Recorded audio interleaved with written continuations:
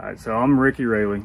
I'm a paralyzed veteran. I've been paralyzed since 2009. And I want to take people back to 2008 before I was paralyzed, and then just kind of tell you something other than 2020, because this year's been crazy. So we need to get a break from some of that.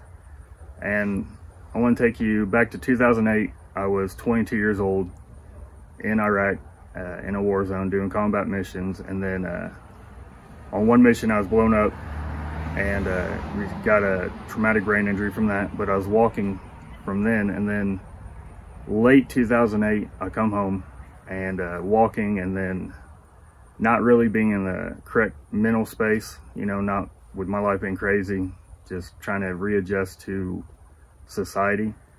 And whenever 5 months after that point, in 2009 now, I was involved in a car accident, and the truck flipped about 14 times, ended up crushing my back around the T12 vertebrae, and then paralyzed me from there down, from the waist down. And I ended up in Methodist Hospital, and I'm laying there first days, like, I mean, you know, broken back, broken right arm, laying there and just trying to figure out what the next steps were. And someone comes in my room and asks me, where do you want to do your rehab at? And had no idea where to do rehab at. I didn't know anything about this world. So someone suggested RHI, and I was like, well, it's got to be better than the hospital mat, so let's go there. And within a week of getting paralyzed, I'm now getting admitted to the RHI, in the rehab section for the spinal cords. And it was something I didn't want to do yet. I wasn't sure I was ready. And then it was almost relentless. It didn't give me time to catch my breath. I got in there late Friday night. Saturday morning, therapy started for everything. They don't stop. You just keep going and keep moving. And then at that time, you know, you go through all the things. And then it's whenever I met Karen, and she was trying to talk to me about adaptive sports at that time. And I just told her the other day, it's funny because I actually still, this is all before everyone emailed everything. So I have a printout that's like that thick of papers of sports and contacts and places to go do sports, and like how to find the equipment and everything. Like she printed all this out, gave it to me, and somehow 11 years later, I still have all that information. And it's just funny to think though, because at that time, you're trying to process what life looks like in a wheelchair and what's going to get you to the next point. And it's just like the sport, she gave it to me, and then I just put them to the side for that moment, because, you know, you're focused on other things. And then, you know, so I still had my sessions with her. She took me out and showed me the equipment, took me out, and we went fishing in the pond out there. And it's just like, it's kind of at that point, all the sports seemed like a secondary thing, but it was great that it was part of my rehab, getting introduced to it, because you need to know what's there and what you're capable of after injury. And so get all that done. I spend a month in RHI. I go home, and it wasn't that much later.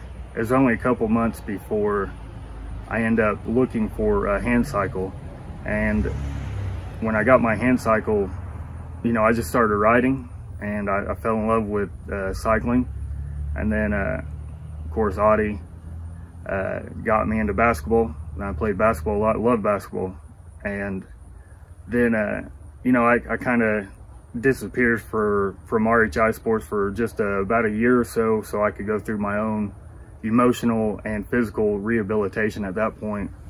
And I was still cycling, and I was cycling a lot, and it was awesome because RHI really doesn't have a cycling team anymore, because it's logistically hard to do, to keep a team together like that for cycling, because a lot of training logs and races and all this. But when I came to them and asked, hey, can we get a cycling program?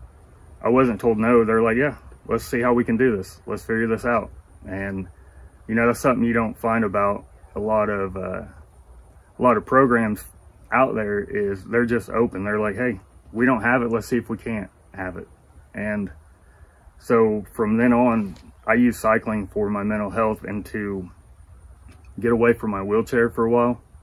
And then basketball, by getting involved in basketball, basketball taught me so many life skills on transfers, on what it should be like to live in a wheelchair and how other people are doing it. Because getting around other people who live in a chair, who've been in a chair for, 20 years, they're doing life differently than I am, because 20 years ago, what accessibility looked like is not what accessibility looks like now. And without being around those group of people, and sports is what brought us all together, without that kind of connection and that community, I wouldn't know how to function the way I do in life. I don't expect the world to adapt to me, I adapt to the world. And that's kind of how you see all wheelchair sports. You see these people out there being active, being part of life, not just staying at home and withering away and dying. And sports really gets you out of your shell, makes you uncomfortable a little bit more. And then it's getting around those other people, you kind of are able to come out of your shell and just live and see what life, the new normal, will look like. And I've done so many different sports in my time in a chair so far. I was the sports director for Kentucky, Indiana Paralyzed Veterans of America, so I did sports for both states, and that introduced me to a multitude of other sports I never even thought about, and made me understand that no matter what injury level you have, we can make a sport work for you. I mean, I went skiing out in Park City a couple years ago, and while I was out there, there was a guy, tetraplegic, like he had no movement of his arms or legs, and so only head movement, and he was out there in a sip and puff skiing down a mountain just with the sip and puff. I mean, if he can sit there and do that, what can't you do? There's a way to do it, and I know from my experience with RHI Sports that they will find the equipment, they will find what you need to get moving again. And that is why I love RHI Sports, because these people who are involved in it, they don't just do it for a job, they love it, they live it, and it is a passion. And that passion translates right to your experience in a chair and how you're going to carry on with sports for the rest of your life. And if it wasn't for RHI Sports, I would have never accomplished half of my cycling that I've done. I've cycled from New York City to Tampa, Florida in 13 days. I accomplished that for another nonprofit. So that was 1,551 miles, accomplished that one. And then I did another one last year from Dallas to Fort Pierce, Florida, and that was 1,200 miles in 14 days. And those are the things that I would have never been able to do without adaptive sports. And that is why it's so important right now to make sure we can keep the adaptive sports going and keep it open. Because we need to make sure that this 2020 madness doesn't slow down the amount of giving that we're going to give back to this community. Because with all this craziness going on, that mental health issue, people getting locked in and getting locked down, this is when we need to look for adaptive sports to be able to fill that gap of that feeling of loss, that knot of loneliness. So this is how we'll be able to come back together. And with the adaptive community, it's important to get them back out and be able to do it. So that's why this fundraiser is going on, is to be able to keep the sports rolling, keep people with equipment. And that's why it's so important. We have to be there and have to do it. So, you know, another thing about adaptive sports is the equipment cost and finding a program, a team to play on. And one of the things people don't understand is, for each sport, I have a different wheelchair, a different piece of equipment, and every piece of equipment you're gonna find is the bare minimum is like $2,500, and that is if you're at the bottom of the line of the equipment.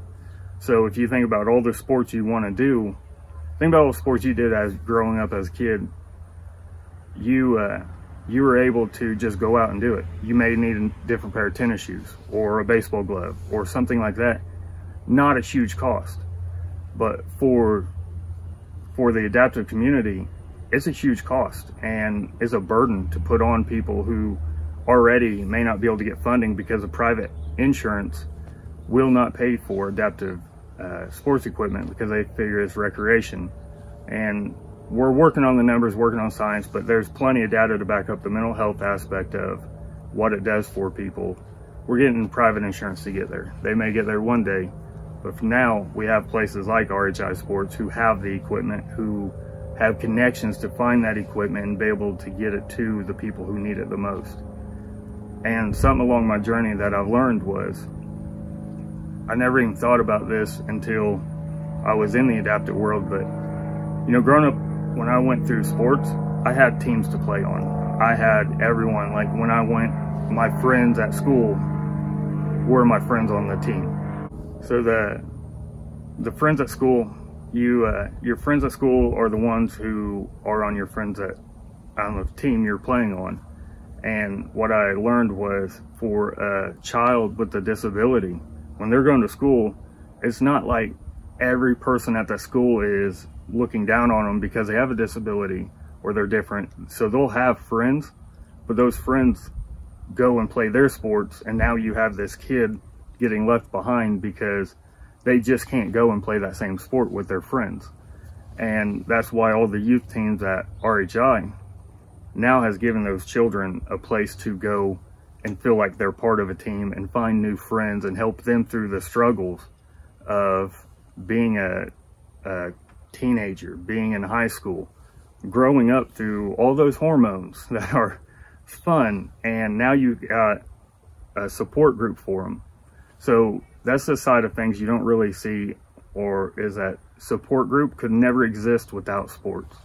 And the sports is what brings you together and gives you that common experience and allows them to create this community that if there's a question, they can hit up one of their friends on their wheelchair basketball team, on their wheelchair tennis team. Like they can hit them up and say, hey, I've been going through this right now. Have you experienced it? And they can help them through that. Something no one else can possibly understand except for a child going through the exact same thing. And that is one of these side benefits of RHI Sports that is not spoken about enough, but is why it's a crucial mission to keep RHI Sports going in the future. And then I also want to talk about tonight is the funding of RHI Sports, something that is only done by the generosity of people like you out there in the crowd right now. And that is why it is 100% funded by people, by giving. And we need this giving to keep going even through these difficult times when people may, you know, be out of work. Well, it goes for the same as the disability community. There's a lot of people who are stuck at home now, who don't have the money to go out and do other things. And that's where the giving for RHI Sports needs to stay up right now during this hard time, because these other people are going to need it. And it very well could be a matter of life or death for them. Because when you're sitting at home and you feel trapped and you don't have an outlet to go do something to get you out of your house, or some group of friends to say, hey, let's just get out, go out. Let's just be out. And the great thing about wheelchairs, we have rims here. So believe it or not, we're almost always been 6 feet apart. So we already have that social distancing. And without the giving from everyone, we can't go out and do a sport. We can't be active. And then you get trapped in this dark room and you start to spin out of control. When you're sitting in a dark room and you start to spin out of control, without the sports, there's no real outlet for you to go to. And I know we're all still trying to get used to this new normal of 2020, and we'll get there. And the great thing is 2021's almost there. And someone with an injury understands is there's always tomorrow. And what I've learned is you may be going through a hard time and you may be uncomfortable, but when you can take that uncomfortableness and just bear through it, you grow. And it's all about growth, and you can take whatever hard times you're going through and grow just a little bit. And that little bit will get you over the hump of this challenge and will get you ready for your next challenge. And for me, what's always helped me is I've had sports to fall back on and will help me grow through that period. And I'll be able to accomplish the next task. And I just want everyone out there tonight to be able to find whatever you can possibly find and give it tonight to help for adaptive sports. So in closing, I want everyone to take, you have an envelope in the bag you were given, you have a QR code. If you have a check, have cash, credit card, whatever, take that tonight, right now, and let's just give $20, give $50, give whatever you can cut out of your life that you realize you don't really need. Cut that out, because the money you give tonight could save someone's life, because they will have a sport to come to next year. They will be able to participate, to find a new avenue. And so that little bit, that Starbucks, your coffee in the morning, go to Kroger, buy a cheap can of coffee, make your coffee for the next month. Give that $20, $50, and then you can actually save someone's life with it and not just caffeinate your morning. So I ask everyone tonight, right now, like, look at your envelopes, look at that, go to the QR code. It's simple. There's so many ways to give. Just give something so that RHI can keep giving back the sport, to keep it rolling, to keep everyone moving. And I want to thank everyone. Thank you.